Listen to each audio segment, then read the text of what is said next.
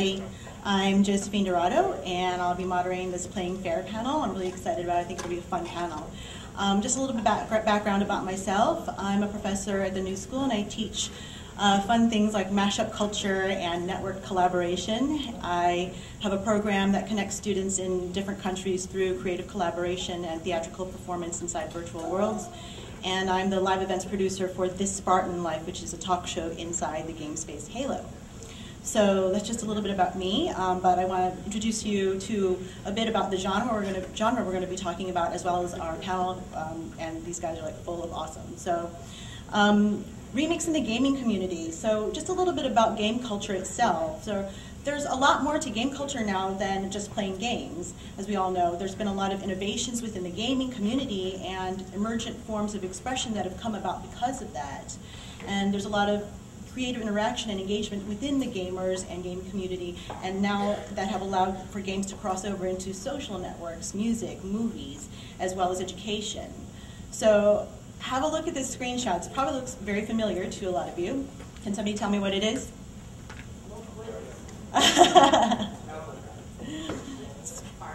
Farmville, exactly. So Farmville is a social game played mainly within Facebook, and now it's being played by, okay, wait for it, 80 million people. It's a staggering amount, right? So that just kind of speaks about the pervasiveness of the game culture today. And there are a lot of misperceptions about the game culture. One of them is that gamers are young. And according to current research, and actually this is research back in 2009, so it's probably even more prevalent today, is the average gamer is 35 years old, and 25% of gamers globally are over the age of 50 now. The other misperception, the main misperception, is that gamers are mostly males. And it's not as cute as you think today. 40% of all players are women. So you've probably also seen this. Games have been pervading mainstream culture in other forms as well. So movies that have been based on or related to other games. Tron Legacy, the poster of this. Despite mixed reviews, it's been ranked #1 in the box office on opening weekend. Another example of other types of game culture is machinima. Machinima is the words machine and cinema put together. It's filmmaking within a real-time 3D environment, often involving video game technologies. And it's really a convergence of filmmaking, animation, and game development. And by combining these technologies, filmmaking, animation, and the technology of game engines, it really allows for sort of a cost and time-efficient way to produce films with a really large amount of creative control. This screenshot's actually from This Spartan Life, the talk show inside the Halo game space that I was talking about, directed and created by Chris Burke. You also have 8-bit music, or chiptunes, that's what it's called. It's music made using Game Boys as sequencers and synthesizers. There's also a genre of games called social issues games, or serious games, and it's the idea of gamers as activists. There's now a community called Games for Change at gamesforchange.org, and it's all about these social issues games, and usually there's a focus on education and awareness around some particular type of social issue. This is a screenshot from IDT, The Cost of Life. It was played about 1 million times in the first year of its release, and it's a video game about poverty in Haiti. And you basically have to manage a family and help them to survive in Haiti. And now we can take it to the streets, too, and interact with our urban environment with mobile located games. So this is a game called Pac-Manhattan. It came out in 2004. And it uses the area in and around Washington Square Park in New York to play a real live version of Pac-Man. So players communicate their position via mobile phones. We also have geocaching and Foursquare. And how many people checked into Foursquare today to this venue? Yeah, I know, I saw it, so I know who you are. So Foursquare is a location-based social network. It's in a game structure, so you can check into a venue and get points and sometimes badges and sometimes mayorships. So as you know, sometimes it's about bragging rights over getting the mayorship. Geocaching is an outdoor activity in which the participants use GPS or some other type of navigational technology to hide and seek containers or hidden caches that are sometimes physical or virtual in nature. It's sort of a high-tech hide and seek. So the overarching theme of it is that there's this concept of games as being a little bit, as pervading into the mainstream culture, but within that is the idea of looking at the world in a more I would say, gameful or playful way, and just knowing that we can play with it. In the 1700s, there was the Royal Society in London, and the curator of experiments had salons, and these salons were part icebreaker and part theater and part research. And in some of the salons, they presented this electrical machine, and it basically was a glass globe. And when you turned it on its axle and applied friction to it, it produced a static electrical charge. So later, they improved upon this device. They added mercury, and then it became a glowing globe. So this glowing globe in the age of candles was an amazing thing. It was a source of artificial light. At the time, it was just pure entertainment. It was just sensational. But later it was built on, and the idea was worked on by Franklin, Volta, Faraday, and it became the foundation for electricity. This took years of tool building and experimentation. And the idea behind it is that playing is essential to understanding what the technology is and what it can become and what its potential is. So really, the building blocks that lead to refinement are inspiration, incubation, play, playfulness, and then refinement. And part of this is games, and moreover, thinking about what our larger world is and how we can look at it as a game, as something playful that we can remix on, that we can build on, and it's all that process that leads to progression. So that's my little intro on Remix in the gaming community. Hopefully it gives you a sort of a larger view of the how the gaming community has been built on. And I want to give a little intro to our panelists here. And so I'm going to here.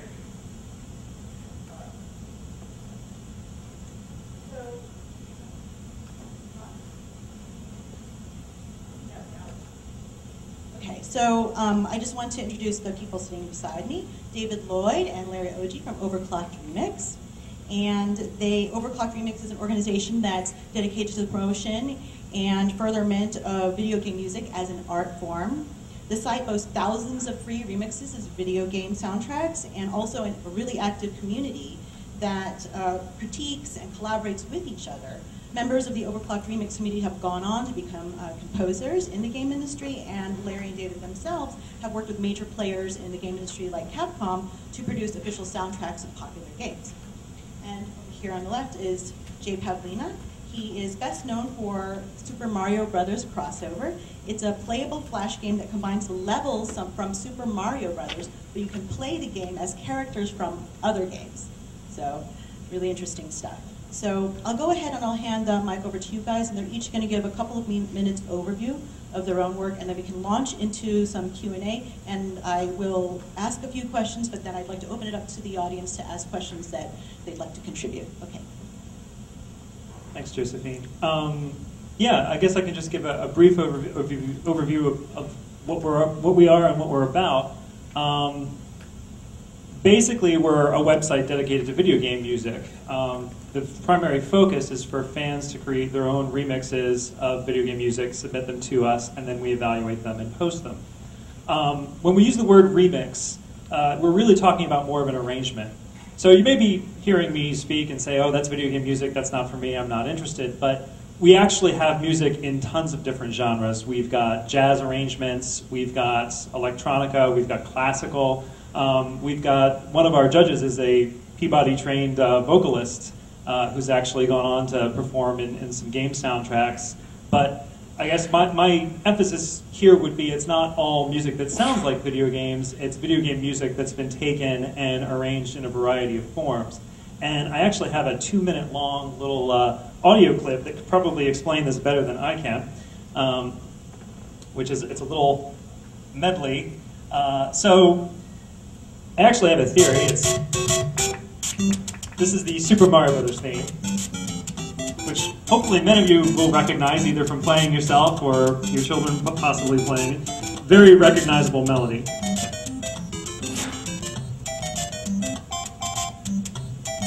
So this is the original as it sounded on the Nintendo Entertainment System circa 1988, 86, 85, there we go.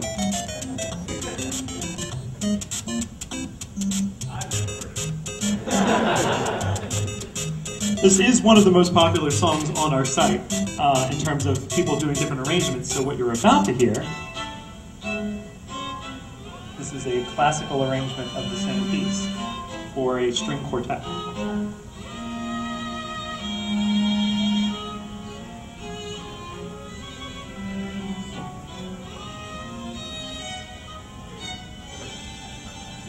Which actually, those are fake strings. That was done on a keyboard using a computer. Here we've got a more techno remix, and I'm just going to talk over the rest of them, but you'll notice that the genre shift. The emphasis is really on transformative works, not derivative works. In the initial years of the site, we've actually been around longer than public knowledge itself. We've been in practice since 1999, so 11 years. In the early days, people would take video game music and just add a drum loop on top. And we thought, well, that sounds kind of cool, and we posted it. Since then, we've actually gone back and removed all of those, and we only accept and post mixes which involve interpretive arrangement. So you need to be doing something to the original more than just adding a drum loop on top or changing the instruments around a little bit. You really need to be interpreting it. So you'll notice this is one melody that you're hearing like 18 different ways. We've got jazz, classical, as I mentioned. We've got something that I like to call hillbilly, which is sort of like a country western sort of thing. Interestingly, game composers themselves have stumbled onto the site and submitted their own remixes in some cases, or just given us the thumbs up. We participated, as Josephine mentioned, with Capcom. They are a game publisher. They reached out to us and had us do the remixed soundtrack to a version of Street Fighter II, which is a popular fighting game. And they allowed us to pretty much do our thing in terms of making music in different genres. So even on that soundtrack, we got to do some hard rock, some reggaeton, basically different types of music. So our website is ocremix.org. It's all free. I suppose I should have mentioned that first. But it's not for profit. Fans submit these works. You can download them for free, and we've got, as of yesterday, 2,000 plus remixes of over 600 different video games.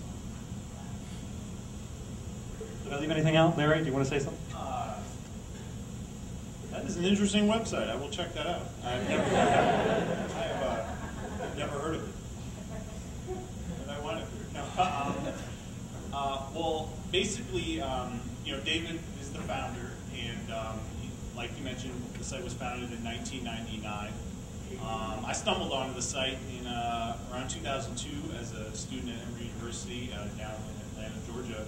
And I did radio at the student radio station, WMRE, which is no broadcast signal, but it was on the interweb, and that was good for me.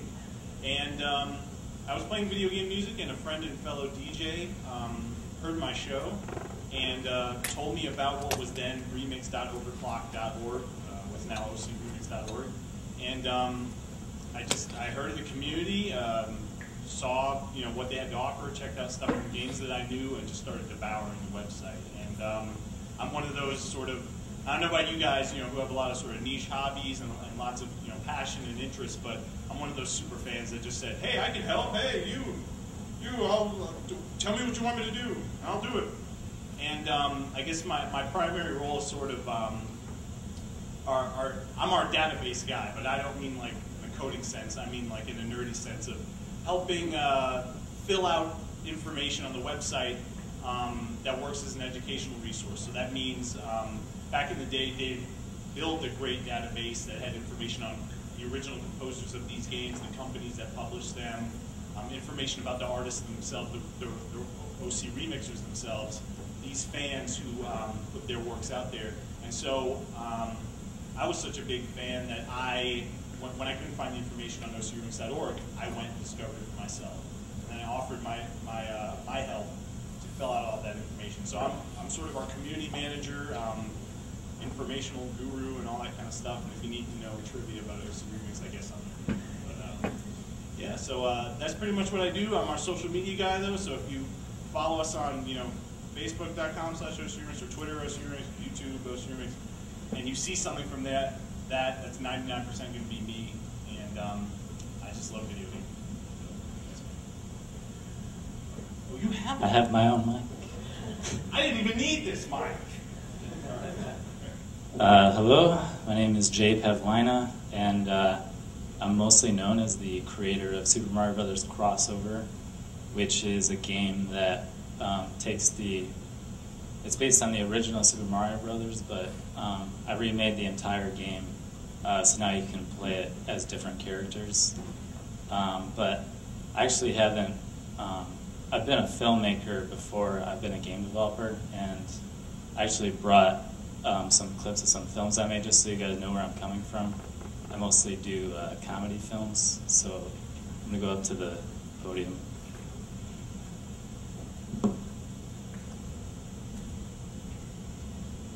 Is this, okay, this is on, good. So this first clip is just an overview of all the movies I've done. And I've been making movies for like 10 years. And I've made like 120. The comedy's a little bit crazy, but that didn't go to the right screen. Saxophone tornado.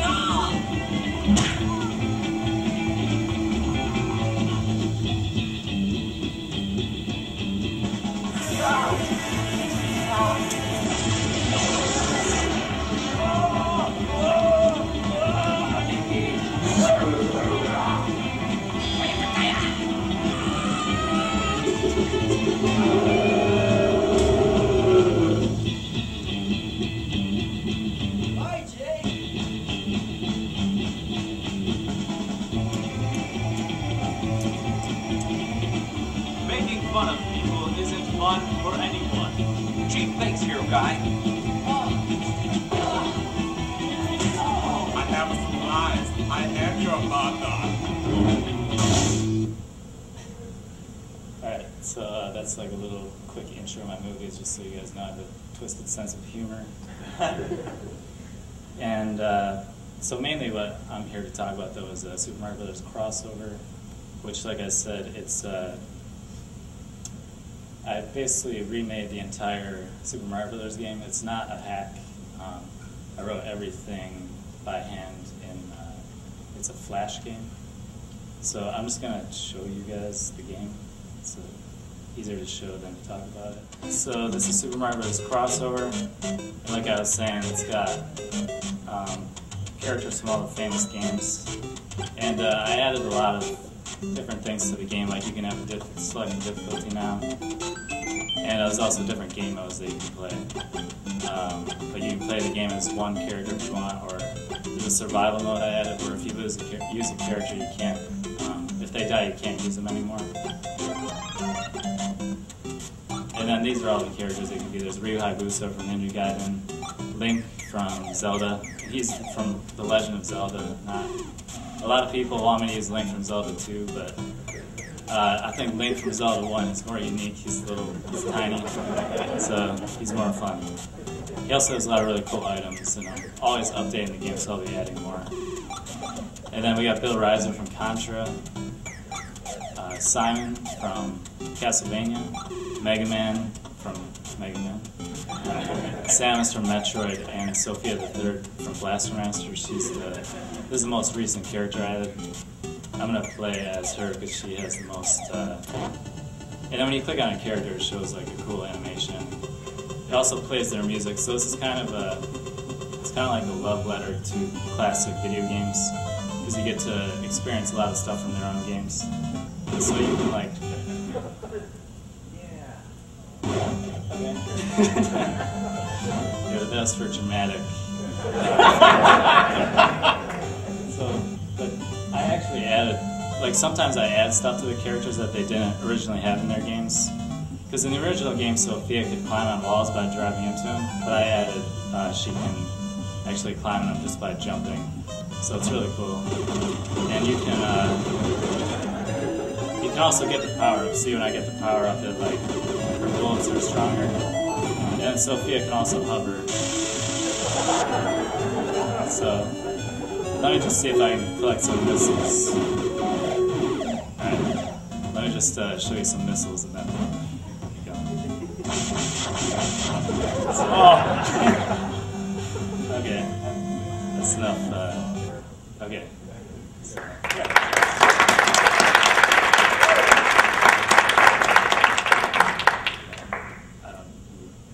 Okay, well, I'm gonna go back over there. But yeah, I just wanted to say that. So that kind of is an overview of what I'm doing and have done, and also I want to start doing. Like you saw, I have a filmmaking background, so I'm going to start doing video game parodies. So I'm going to combine like the filmmaking with the video games. And Super Mario Bros. Crossover is really popular. Like when I first released it, it had millions of people playing it within days, and it showed up on like thousands of websites just within a few days. So it was really crazy for me. But I'm really happy that it became popular, because then it gives me a chance to share that and also my other work in comedy and stuff. I guess that's basically all I wanted to say.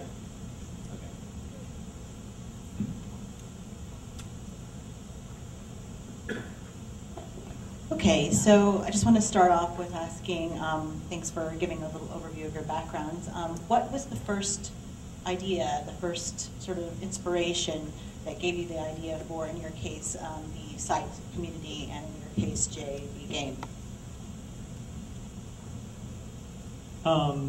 I've played video games pretty much all my life. I remember the early days of the Atari 2600, which is not too far away from Pong. But when we got a Sega Master System, which was sort of, the cool kids had the Nintendo Entertainment System and everybody else had the Sega Master System. But I loved the games, and it was the first video game console that I owned, and I specifically loved the music. And I remember as like an 8-year-old, long before I started doing web development or anything like that, actually taping the output of the Sega Master System and making mixtapes of video game music. Because this isn't really music that you can buy. There's not much of a market, especially in the United States, even in Japan. There are a lot of songs that are just hard to get. So this was my 8-year-old solution. Okay, I'll just buy a cable from Radio Shack, plug it in, and I made a video game music mixtape. Years later, I saw that there was this website that focused on remakes of music specifically for the Commodore 64, which is an older computer that, sort of pre-PC era, pre-Mac. The Commodore 64 was actually pretty popular in its day. So this was a website dedicated to specifically making mostly techno/electronica remakes or remixes of music just from Commodore 64 games. And so I asked myself the question, well, A, why just Commodore 64? Why not Sega Master System or arcade games or basically any video game or computer game? And B, while I like techno and electronica, why not jazz? Why not orchestral? Why not all these other genres of music? And so I started a really small website where it was initially mostly my stuff. It wasn't very good. And then I went sort of door to door and said, hey, I noticed you made this mix, because it was all dispersed over the internet. A few people were doing this. And I sort of started aggregating. And it slowly picked up steam, in the initial years. And then it basically I didn't have to go and knock on people's doors anymore. They would submit stuff to us. And it grew from there to a database-driven site that is actually a pretty good resource for video game music in general. Cool. So I've been a gamer all my life, and video games were just always kind of like a guilty pleasure, is what you could say. And I never even considered that I never considered like making it a career or anything, just because I had so much fun doing it. And then I was just always doing the films and just doing like these crazy, stupid films with my friends. And then I went to college to major in film.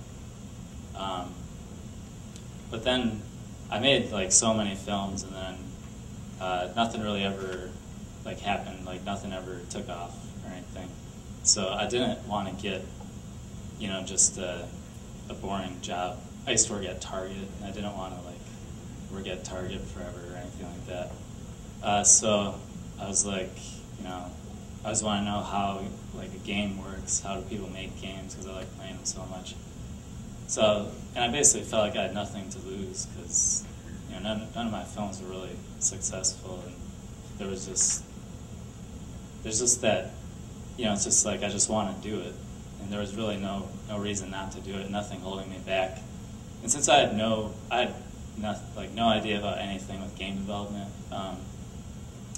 it kind of gave me an advantage because I wasn't intimidated by like a big project, because I didn't know what a big project was. Like I couldn't tell what was hard or like easy or hard to do. So I just kind of, this is the game I wanted to make. Like I wanted to make, you know, like it was a dream.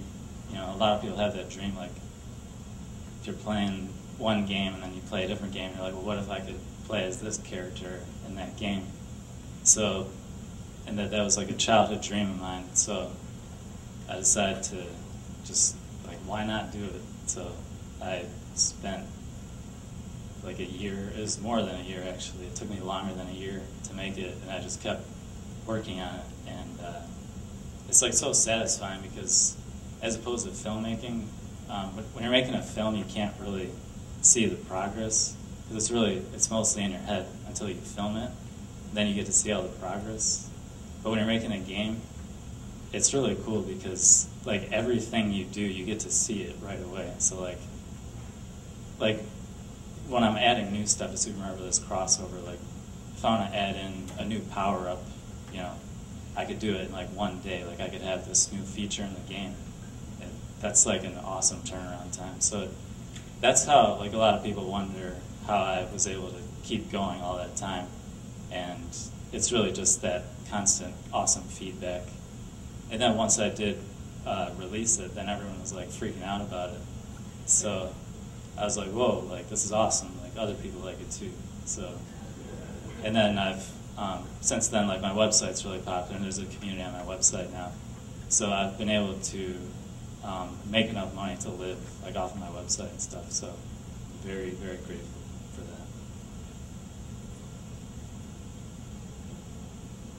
that. Thank you, guys. At what point, I guess, did you start to realize that maybe what you were doing involved issues of ownership, or that there might be legal issues about it? I mean, pretty much square one. And it's interesting because video games themselves have always had sort of an internal remix culture. Most people, I guess, would be familiar with a game called Doom. It was one of the first popular PC games. And the composer for that game actually used some riffs and melodies from popular heavy metal songs, unlicensed, himself. So he was already arguably employing fair use in his own work for a commercial product. I think he'd have a harder time than we would defending or making a fair use case. But so I guess one point to make is that while we are remixing video games definitely remix themselves. But to answer your question, video game fan art existed way before video game fan remixes. When I say art, I'm talking mostly like fan visual art. People would draw a picture of Mario and send it into a magazine. That's been going on for years. People would do fan fiction, write their own stories with characters from the video game universe. No one really thought about fair use or copyright with those as much. It didn't come up. The second you start doing music, especially the second you say MP3, MP3 in the 90s was like a buzzword for how do you deal with copyright? How do you deal with fair use? For some reason, the second it's in audio form, that's just tops on most people's mind. From the very beginning, my emphasis was always on transformative works, not derivative works, making sure there was interpretation and arrangement, and of course making sure the music was available for free and presenting it in a context that was academic, that people could learn from. There's really not a similar website that I'm aware of out there on the internet for musical arrangement. As efficient a website as OverClocked Remix for learning how to arrange music in different genres. I mean, you could take public domain works and do something with like classical music, where you could pretty easily do a jazz or an electronica or even maybe a rap remix of classical music and build a community around that. But no one seems to have done that. It's all more dispersed. So from day one, I was sort of aware that there might be copyright issues, but we've consciously tried to do a lot of things in the spirit of fair use to avoid that, and knock on wood, we've really never had a problem. In fact, quite the opposite. Capcom approached us. Can you talk a little bit more about that, sort of the relationship with Capcom and how that progressed? Sure. We do, in addition to people doing individual remixes from games, we also do what we call album projects, where the community will get together and focus on a specific game or theme and put together an entire album that gets released as a whole. We had done an album dedicated to the music of Street Fighter II. The theme was both Street Fighter II and also like with an urban sort of sound to it. So it was mostly electronica and hip hop, I would say. That was sort of the emphasis, more industrial, darker. It's called Blood on the Asphalt, so there wasn't a lot of light music or anything like that. It's a fighting game, you know, people are fighting. You want it to be. So we had done that. We had released that in 2006. Okay, thanks for the date there. And it was a popular album at the time. Capcom announced that they were going to, for these, everybody got high-def TVs, and there's these systems, PS3, Xbox 360, so you're looking at a high resolution. A lot of these older games, Street Fighter II, they don't look as good on those large screens because the resolution is lower. And so the game mechanic is still there, but they wanted to update yet again, because they've released like 10,000 different versions of Street Fighter II, but they wanted to do it one more time for the 1080p crowd, and they wanted to update the music. And they actually had someone, my understanding is they had someone, but it wasn't working out. And so instead of pursuing that route, one of them was familiar with our work, found this Blood on the Asphalt album and said, hey, you know, we can use 80% of this and just get them to fill in the gaps. And they worked with us. It was a no money exchanged hands. They did give us some free Capcom video games. So that was nice. But we got the credit of, you know, this is my childhood dream. I mean, I've been playing Street Fighter II all my life. Just to have been a part of the soundtrack, because I actually, I run the site, but I also do the remixes of my own, and I actually did the E-Honda stage, so if you ever play the game, and you're in a Japanese bathhouse, I did that remix. But yeah, it was fantastic.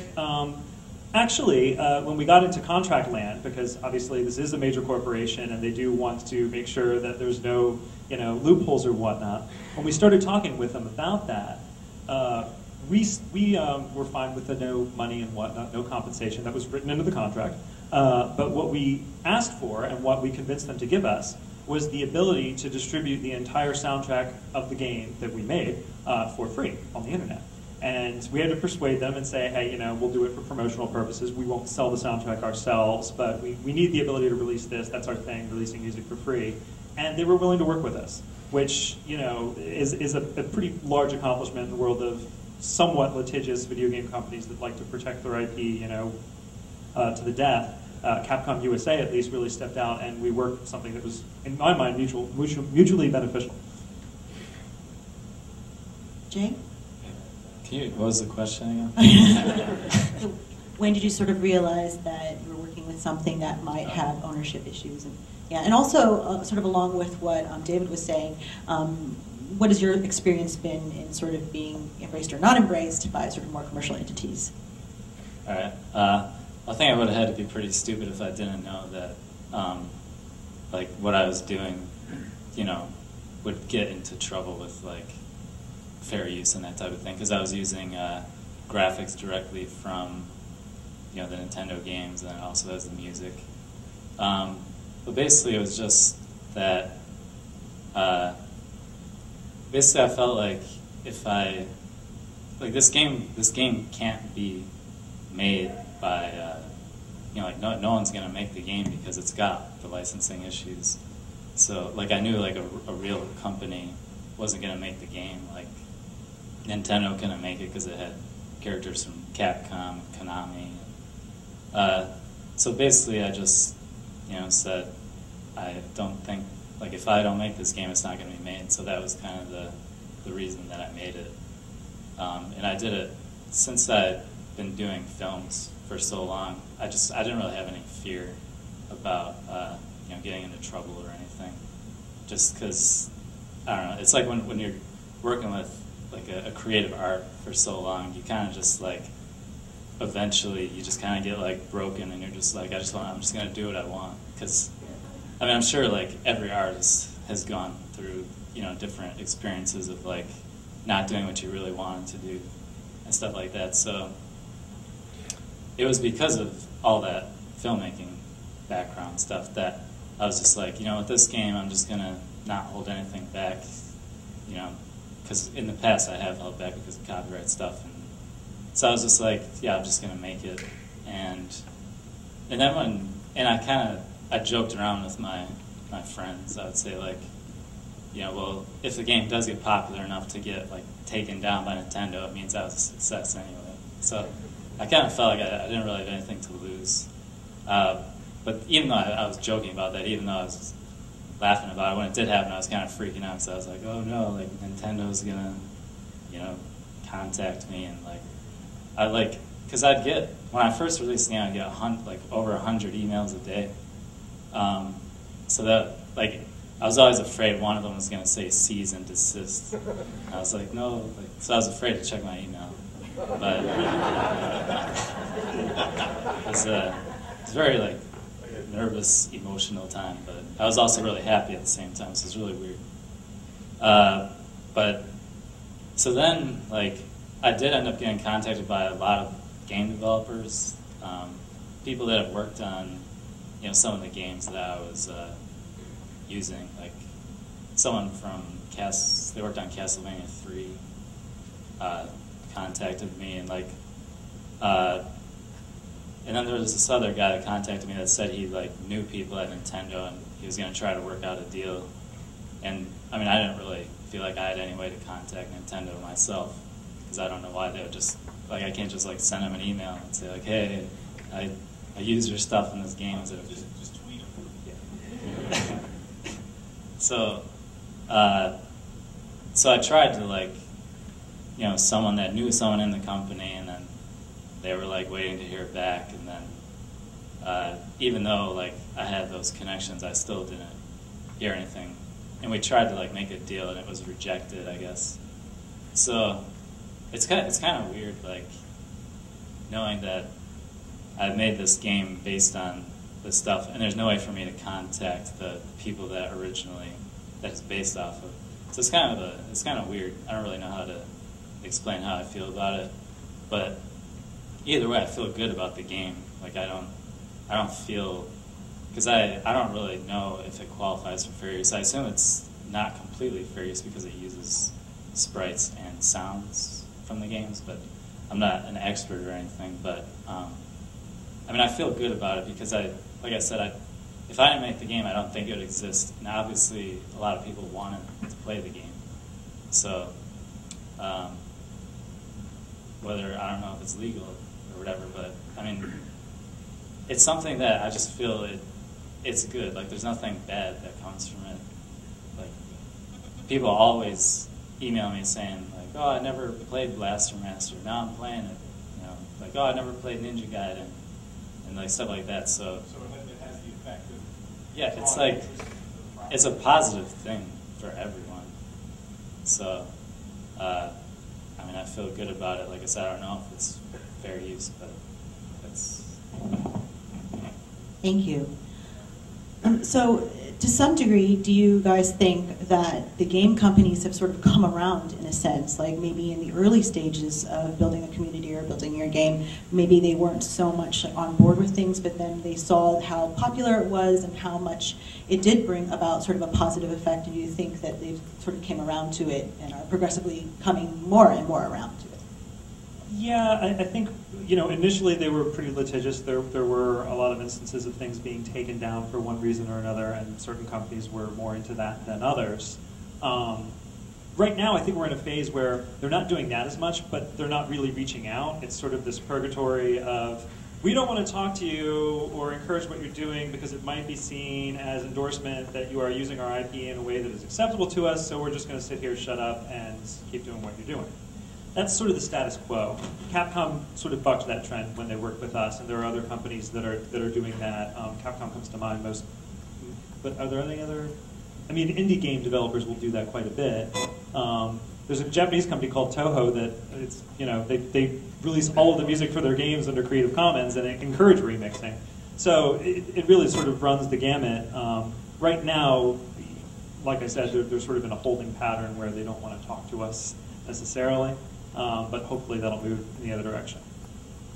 Yeah, I totally agree with what David is saying. Like, because even though I haven't heard any positive, heard anything from any of the game developers, I also haven't gotten the cease and desist.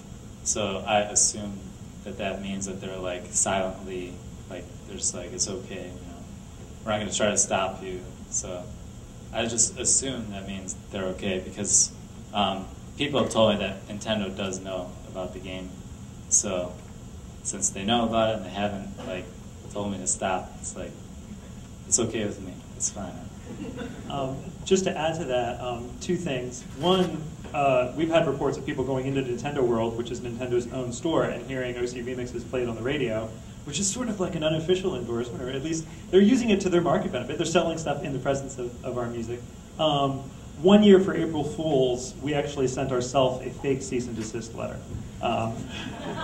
which really confused the heck out of a lot of our fans. I just wanted to throw that in there.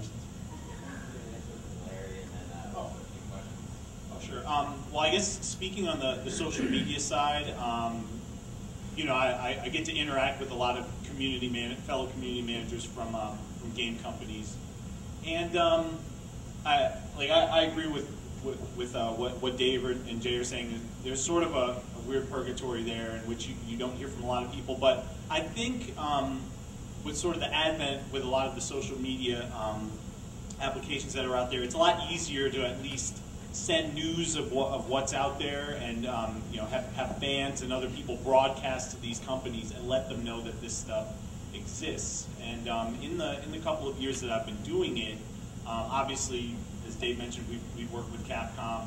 I talk to people at Sega a lot, and on Twitter and Facebook and whatnot, they have promoted our stuff in the past.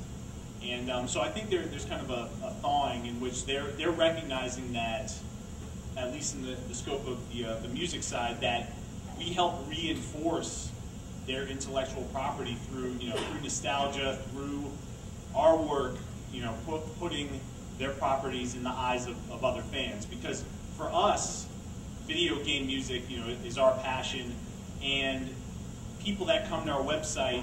I know, speaking as a fan, I only played a few games growing up as a child. I was poor and didn't have too many.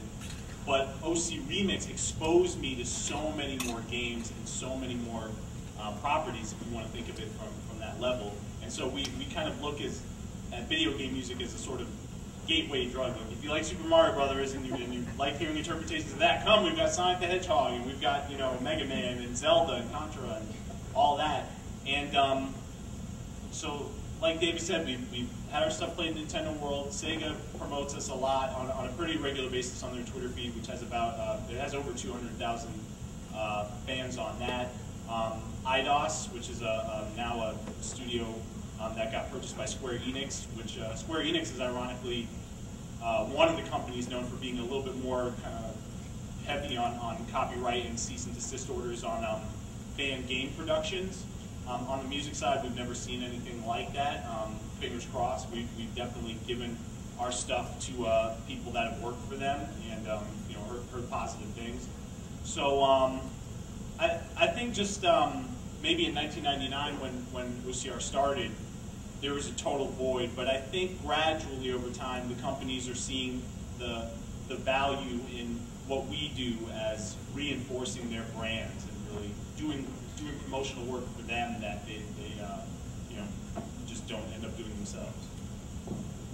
Okay, thank you. So do we want to go ahead and open up questions to the audience? That was easy. Hi, the prevailing attitude or atmosphere based on what y'all said seems to be it's okay if we do this as long as we don't make any money off it. And as a matter of fact, we're helping these companies to make money. So I was wondering if any of y'all had ever had discussions with friends, family, anybody about some way you could actually make money off your creativity, or if nothing else, maybe get one of these companies to hire you. I think we're actually in very different places. It sounds like you're making some money over there. We're really not. So why don't you, do you want to talk about the money that you are making? I like talking about money. Do you want to send me some? Well, when I first released the game, I was like, well, I have to be honest with you guys. I had like no money, not even enough to eat or live. Because like I said, I wasn't willing to make an exception, to do something I didn't want to do. And since the game was a success, I realized, it's better for me to spend my time doing these things that people will enjoy instead of, like I said, working at a department store or whatever, or just any other job, because this is what I want to do. So at first I was like, no ads will ever go anywhere near the game, and like I was really stern about it. But then, the thing that was like really hard for me to accept was that, okay, I made the game, like I said, I spent over a year, like more than 8 hours a day too, working on it. And then other people would just put up a website. Someone put up a website called SuperMarioCrossover.com, and they just had ads. And then, like, I was like, hey, Not fair use. I was like, hey, maybe you can like take down your website. and like he would get really mad because like I said, I didn't expect the success that I had. So he's like, well, you don't have like strict terms about licensing, and like I didn't really know anything about that. But then like after I talked to him, I said you can't post it on a website with ads on it, like just to make money. And so that was it's not cool when you spend forever making something and then other people make money off it and you don't make anything. It's like, it's pretty hard. So then I was trying to just be creative, and I ended up, so now I have a community. Like I was like, well, how can I leverage, like it's about leveraging the popularity of the game in order to expose my other work and make money in other ways. So like one way that I made money from the game, like indirectly, is I got a contract with Machinima. They make videos, well, they post videos on YouTube, and I make videos for them, and I get paid for those videos, and sometimes I make videos about the game. And then my website's become really popular, and I have ads on my website, and like the forums on my website are really popular, and we're even starting to have community projects on the website. Like one really cool thing that people are doing, and it's how they can help with the game. They're making like level skins based on like Metroid or Mega Man, and so when you play the game, it'll look like you're playing Mega Man, but it'll be like Mario. But anyway, what I'm saying is like I got all this other stuff going because of the game, and then making money off of that stuff, never making any money directly off the game. I think that's the key, because it's important for artists to be able to make money off of what they're doing, especially if a lot of people love it. So that's just my philosophy. We're sort of in the exact opposite situation. I mean, we've got 600 remixers, 1,000 remixers, so the music is coming from all over the place. In order to recompensate people, if we decided to monetize in some way, we would have to actually figure out really enhanced licensing scheme. We're sort of taking the high road. I'm lucky enough to have gainful employment. OverClocked Remix is not my job, and I sort of avoid money, to tell you the truth, because in situations with a lot of artists, when you start involving money, all of a sudden someone is going to remix nothing but the popular video games, because that will get more hits, which I guess would translate to more money. We almost have the exact opposite mission statement. Our focus is on promoting video game music as an art form. That's all games, and it's very, very possible that the less popular games will have better music. So I'm sort of taking the hit. Like I said, we do make money. We do have ads. We sell T-shirts.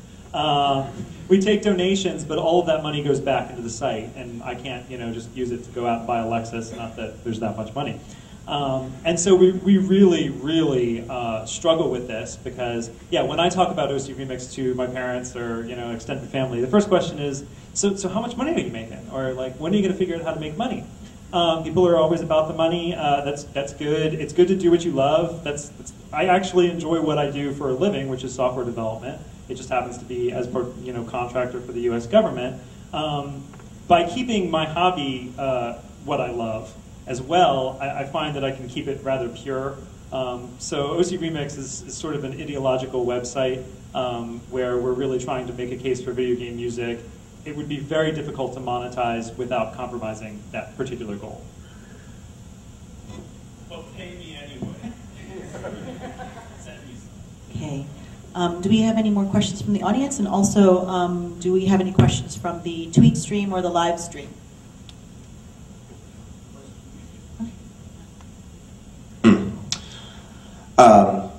So, Larry, you actually mentioned something. Sorry. Larry, you actually mentioned something just before with the fan games, because I happen to know of a few other fan works which have not been so fortunate to avoid cease and desist letters. One particularly that jumps to mind is a project called Chrono Resurrection, which was meant to be a complete graphical, musical gameplay overhaul of the popular game Chrono Trigger, using no assets or music directly from the original game. But they were, in fact, slapped with a cease and desist letter and had to cease production. What would you say separates your work, your sites, your projects from things like that and allows you to maintain this sort of work while avoiding those issues? Well, nothing at all. No, I'm kidding. As Dave mentioned, in the United States, and and that applies really to everywhere else. Japan has a more robust market for. I don't need that. So Japan has a more robust market for video game music. It's sold in a lot more places, in regular stores and whatnot. But as Dave mentioned, there's still a lot of gaps. There's a lot of stuff that isn't available, and so really, I guess one of the tenets of fair use is how you sort of impact the relevant markets. And I don't know, I feel like, and I could be biased, I feel like what OC Remix primarily does is create awareness of video game music to people who have either not thought about video game music in a separate track from being within the video games themselves, and it creates more of a market, I think, more of an interest for video game music. Tommy Tallarico, the founder of the video game music concert series, Video Games Live, if you've heard of that, he tours with local symphonies all across the world to perform video game music for it.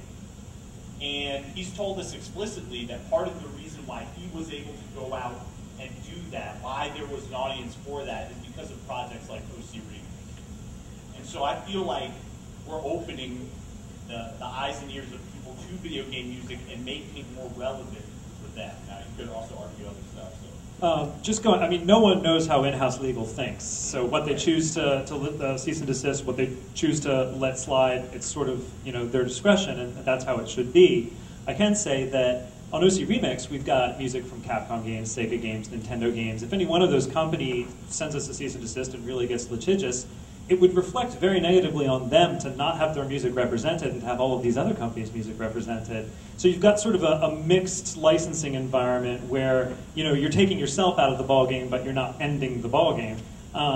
Same thing for Super Mario Brothers crossover. If Konami said, "Hey, you can't use Simon Belmont," or Contra, that's fine. The game continues with Capcom characters and Nintendo characters, and Konami simply isn't represented. So there's also that sort of interrelationship where you're talking about mixed licensing environments that they might be taking into consideration, whereas in that specific example, it was nothing but Squaresoft. Yeah, let me just start just real quick. On the game side, and this totally relates to Super Mario Brothers crossover, but you know, I'm sure there are other projects that Square Enix hasn't cease and desisted. I don't know why. Maybe it's just not on their radar yet. But there are other games out there, like, for example, Streets of Rage Remake, which would be a Sega property where the company's fully aware of it and they promote it.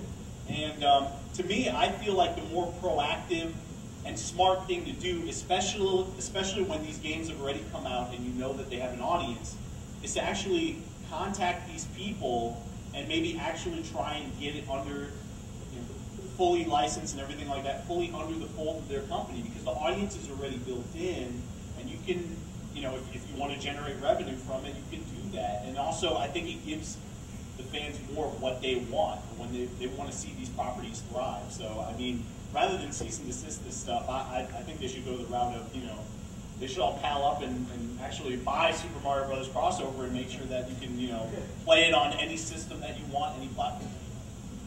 I have some comments on that also. One thing that does make Super Mario Brothers Crossover different than a lot of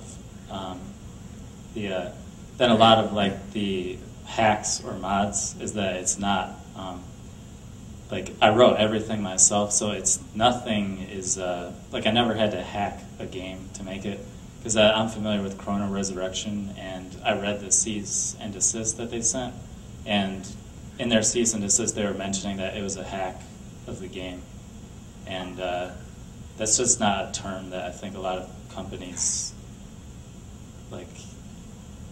It sounds bad, like if you hack something and like. Sorry, my mind went blank. I totally forgot what I was going to say.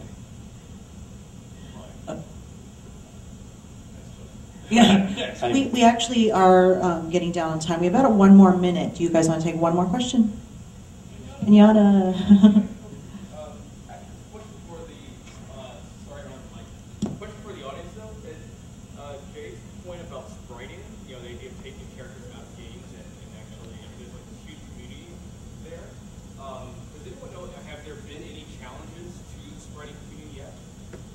I'm not going to repeat that. Okay. Does anyone know if, so this idea of spriting, right, where you take in-game characters and pull them out for other uses, it's a very vibrant community. There's a lot of folks doing it. Does anyone know if there have been any challenges to that community yet?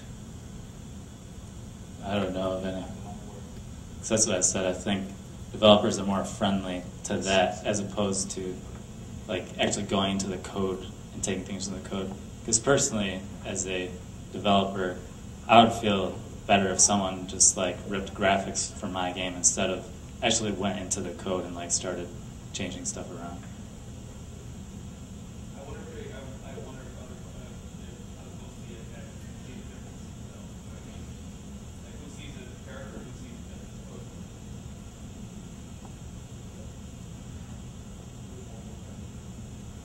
One more question. Yeah, we actually, sorry, I had a question over here from earlier. Sorry about that.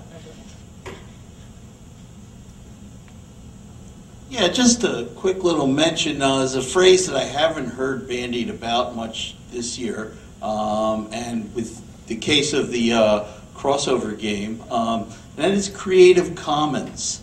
Have you put a Creative Commons notice up there? Basically, it sounds like just what you need. That you want people to go ahead, post it for free, post it for non-profit, no monetizing, no advertising.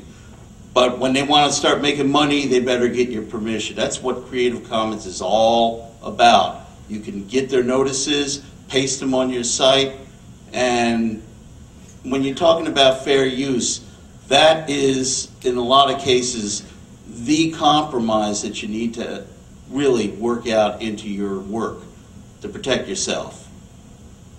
Yeah, all of the work that I make, I license under Creative Commons, but I didn't know if I would have the right to license the game under Creative Commons because it uses assets that belong to other game companies, so I wasn't sure if it was okay to license it under that.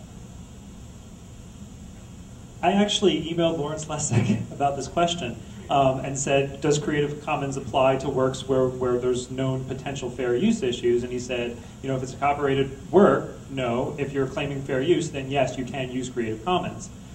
Speaking for ourselves, we have our own license that's very specific to us that's very similar to Creative Commons, so we're sort of reinventing the wheel a little bit, but it sounds like in Jay's case he's using CC and we're doing something similar. So we actually had somebody from Creative Commons start to Bowler sitting right over there with a big CC on his computer. cool. Maybe to the line I can talk to them later. Okay. Sorry to call you out. No, we actually need to wrap things up, but thank you guys for everything, and thank you.